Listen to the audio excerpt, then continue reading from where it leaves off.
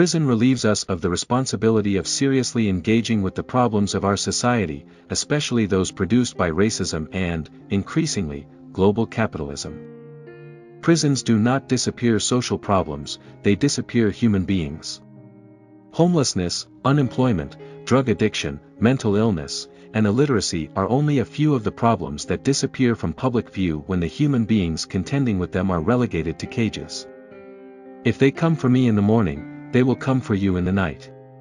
In a racist society it is not enough to be non-racist, we must be anti-racist. Sometimes we have to do the work even though we don't yet see a glimmer on the horizon that it's actually going to be possible. When Obama was elected president, a prisoner said, "One black man in the White House doesn't make up for 1 million black men in the big house." I don't think we have any alternative other than remaining optimistic.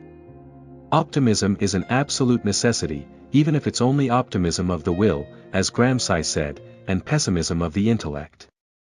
The prison therefore functions ideologically as an abstract site into which undesirables are deposited, relieving us of the responsibility of thinking about the real issues afflicting those communities from which prisoners are drawn in such disproportionate numbers.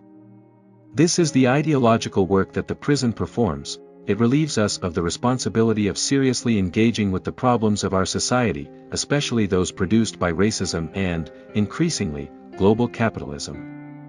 I feel that if we don't take seriously the ways in which racism is embedded in structures of institutions, if we assume that there must be an identifiable racist who is the perpetrator, then we won't ever succeed in eradicating racism.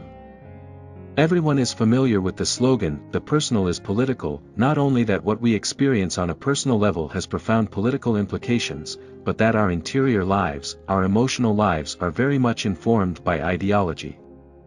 We oftentimes do the work of the state in and through our interior lives.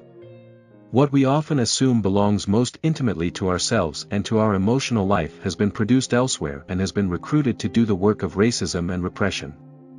In many ways you can say that the prison serves as an institution that consolidates the state's inability and refusal to address the most pressing social problems of this era. Progressive art can assist people to learn not only about the objective forces at work in the society in which they live, but also about the intensity social character of their interior lives. Ultimately, it can propel people toward social emancipation. I try never to take myself for granted as somebody who should be out there speaking. Rather, I'm doing it only because I feel there's something important that needs to be conveyed.